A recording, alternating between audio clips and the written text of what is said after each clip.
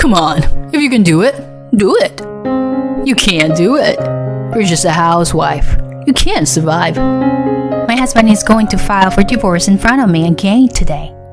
He always looks down on me and does this whenever he doesn't like something. I've put up with it for years, but I can't take it anymore. Let's say goodbye to this unreasonable life. I've made up my mind. You'd better be ready. I'm Claudine, 30 years old. I've been married for 8 years. I graduated from a fashion school and worked as a sewing staff at an apparel company before I got married. I met my husband Nico, who works for a trading company at a company social event. He graduated from a prestigious university and was employed by a trading company. At the party, he dressed smartly in a suit and was always considerate to women. And I thought he was very popular and nice. So I was surprised when he liked me and approached me. He asked me to go out with him on a promise of marriage, and I became more and more crazy about him. He was kind, and our relationship progressed smoothly, and we got married. When we got married, he asked me to quit my job to support him. However, I had a bad relationship with my boss at the time, and I ended up becoming a full-time housewife. I thought I could start working again when my married life settled down. 7 years have passed since then. Mom! Welcome home. You're home early. I'm hungry. Make me dinner first. Yeah. I'm getting ready now. So just wait a little bit longer. What? What isn't it ready by the time I get home? I told you I was going to my parents. That's why I'm later than usual. And I didn't expect you home so early, so... What? That's a lie about being home. What? You lied about going home to meet a guy. You slut. What are you talking about? That can't be true. You can check with my parents. Fine. I can always get this out. He brought out his usual papers. Again? Here it is.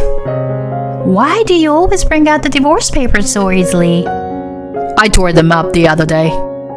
I got them again. You can't leave me. You can't do anything on your own. But it's gonna be okay. I won't give you this if you do what I say. Go on. Get my dinner ready. Yes. I returned to the kitchen. Like this, my husband threatens me with divorce whenever he doesn't like something. He gets grumpy just because I forgot to tell him that I was a day late in taking out his suit for dry cleaning, or if I went to the bank late. I used to have lunch or tea with my friends, but he was also very sarcastic about that. Going out to lunch with my money? How nice for a stay-at-home wife. I bet there was not a speck of dust in the house. You don't think I know that your friend is a guy, do you? I lived at home until I got married and saved my money. And I used my own money to go out with friends and to buy personal things. But when I got married, it was our property as a couple. And I was sure that we were living on my husband's earnings.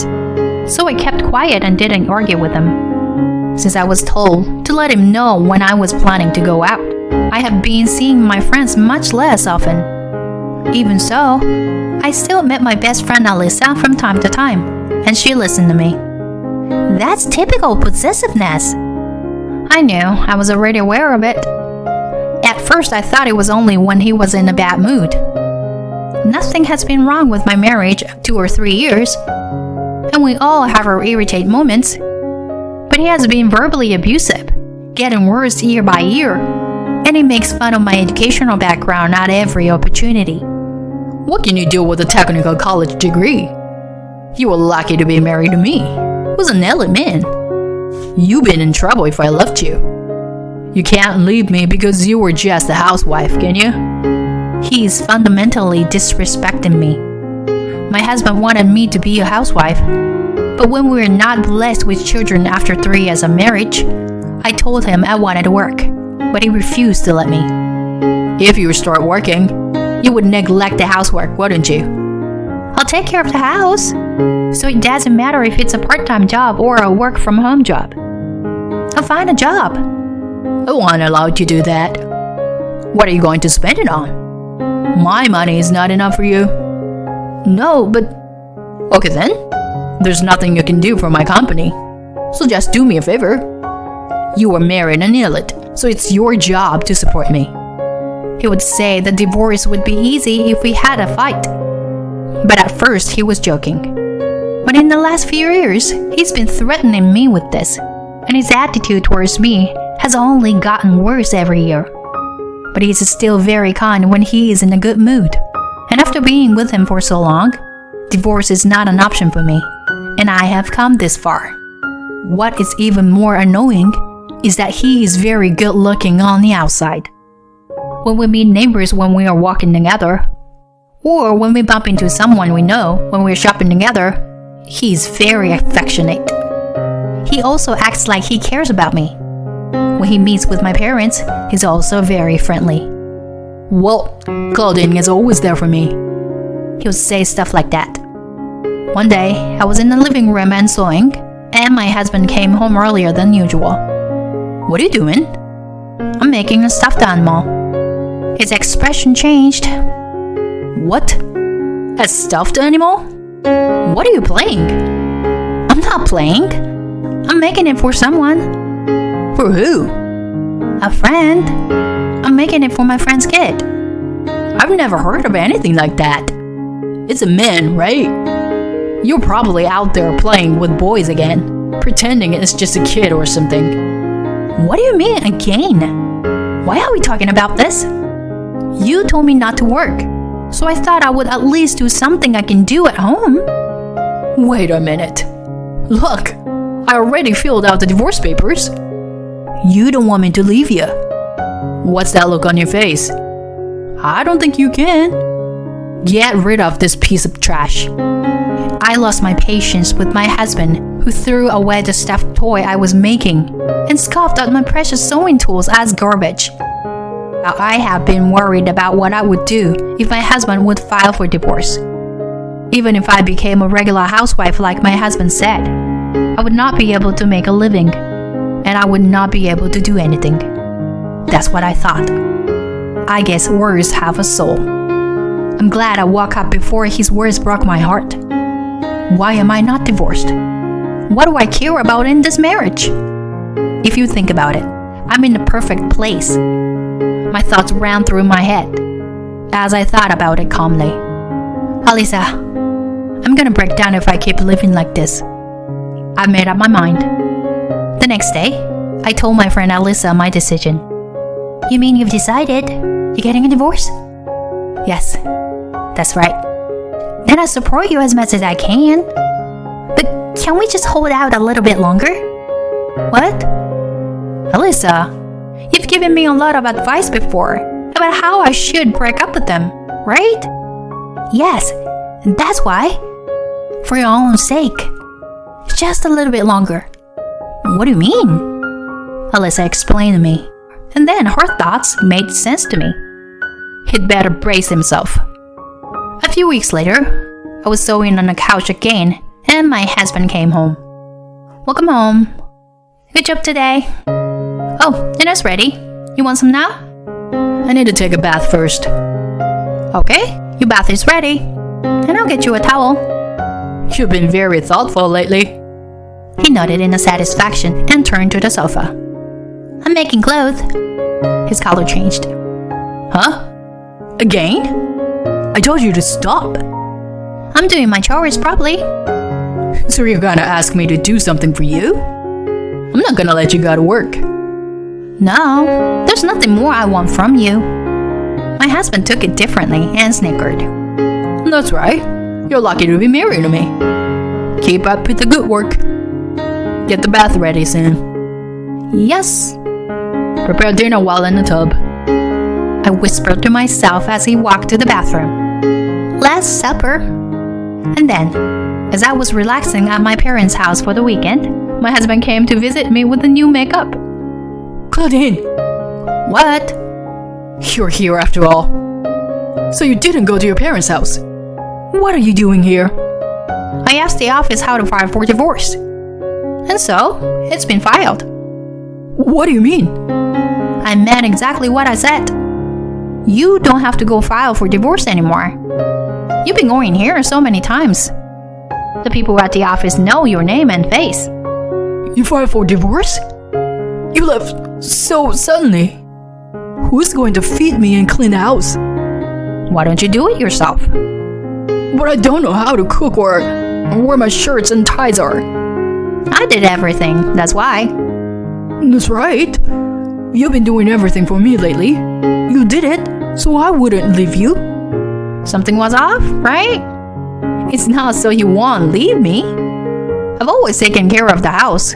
But the last time I did anything for you was to make sure you couldn't do anything, now that you are alone. I've changed the arrangement of the furniture, the bank books, your underwear. You can't live without me, can you? Why did you file for divorce? Because I wanted to. I'm not going to live with you anymore. What are you talking about? You can't do anything on your own. It's you, isn't it? You're the one who's been pushing divorce papers on me every day. And you're the one who's been politely urging me to serve them with a signature.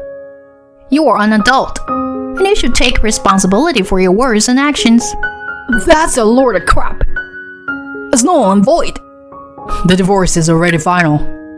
What? It was my father who interrupted us. Nico, it's been a long time.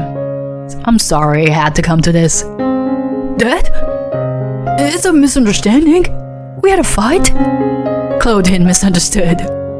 I guess we misunderstood too. You were always a good boy when you came to our house, and you were nice to Claudine. Right? Hey, Claudine, tell your father. I was totally fooled. What? You looked down on Claudine and tied her down. I couldn't believe it when I first heard it. It's a lie. It was just a misunderstanding. Maybe once or twice. But can you say that after seeing this? What? My father had a notebook in his hand, my diary. He starts flipping through it. May 12th, I had a headache because of the pressure. And it was raining hard, so I decided to go to the cleaner tomorrow. When I told Nico when I got home, he cursed me again. What can you do then? He said. He told me that I was a useless person and that I should get the divorce papers again tomorrow if I could. He started to fill them out. His face grows so pale that I can hear him trembling. This is what I had written over the years. I felt bad for my daughter when I read this. I'm sorry I didn't believe you, Claudine. My mother nodded her head in pain next to me. That's a made-up story. She's lying to get a divorce. Is there another man in your life after all this? I scowled at him. If she's making this up, read the whole thing. The dates and the weather would be enough to make it credible and a court of law of arbitration. In court? And I also have the last 23 months of our conversation on tape. What? I want my share of the divorce assets, and I want compensation for all the years of emotional pain and suffering. I gave him an ultimatum.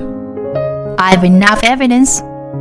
Alyssa, who had been consulting with me for a long time, came out of the room. Of course, my best friend, who's known my parents for a long time, was here today too. Which one? You. I'm Claudine's best friend. Your misdeeds are well documented, so be prepared. I advise her to keep records and evidence that will be admissible in court. It will be a good judge of evidence. Advice? Who the hell are you? He's going after Alyssa. I'm just a friend who wants Claudine to be happy. But my husband is a lawyer. Alyssa smiles at him, but he looks even paler. You were fine at the beginning of your marriage. But now you treat Claudine as if she were your housekeeper. How the hell do you know? Did you look into it? He fell into Alyssa's trap and dug his own grave. Whoa, I was right. I just set you up. I'd like to see the end. I nodded to Allison and stood in front of him. The divorce is final, and you need to get the hell out. I'll be in touch with my lawyer regarding property division and alimony. I don't want you in my life anymore. Wait, you can't do this on your own. You're a grown woman living on your parents' money. I'll take care of you. Come back. Are you still saying that? You always opposed me when I wanted to work. But I made clothes and stuffed animals and sold them online. It's a pittance, but I'm getting more orders and I'm paying my bills. What? That's why. We say she doesn't have to do it, but she's paying her way. You've always made fun of my daughter, who graduated from a vocational school. She's got a job and she's willing to learn. You're an elite man, but you only graduated from a prestigious university and joined a big company. That's all. You're a small man who can't even say thank you to his wife. He's red-faced and trembling. But there's nothing he can say in return. Oh, I get it. Claudine, you can remarry me, okay? Come back. I care about you because I love you. You don't like me anymore. No, I don't hate you. Claudine, I don't even feel that way anymore. Not at all. You don't exist inside my heart anymore. Your words are violent, just because you can't really do anything. My heart was broken. So, goodbye. I'll never see you again. I felt better. And finally, I smiled and let him go. According to his lawyer, he was a shell of a man after that, and he agreed to the division of his property. With the evidence I had accumulated over the years, the alimony claim was easily approved. At work, it seems that the divorce got known, and rumors are spreading that alimony has been demanded and that he had an affair. He used to look down on me, playing the elitist. But I heard that his colleagues and juniors were moving up to the ladder ahead of him because of his personality. Maybe he was taking out his frustration on me because he wasn't getting the recognition he wanted. Either way, he's a scumbag. I got an interview at the local dry cleaning store and got a job doing hemming and mending. I also make stuffed animals, bags, and clothes. You know, how pressed stitches are all the rage these days. I get the most orders for that. They give me very detailed instructions, even down on the color in the clothes. It's important for the business. I see. But you're getting more orders because your work is so detailed and reproducible, right? I'm glad to hear that. It's fun to communicate with the young. And today I was giving Alyssa an update at the cafe. I can't thank my best friend enough for her support and advice over the years. I'm thinking of moving out of my parents' house once my income is stable. But my mom and dad say I should stay with them. Why not? You're paying the bills. And if you let them spoil you a bit, they'll be happy to have you. I guess so. But I've made them worry about me. So I want to spend more time with them now. I'm making my dad something. That's nice. I'll make you anything you want to, as a thank you. I really enjoyed this time. I'm happy to be able to live a normal life with a happy heart. I'm not elite. I'm not special. And I'm going to do what I can and try to get better, little by little. If I can make the people around me smile, my life will be happier. This is just the beginning.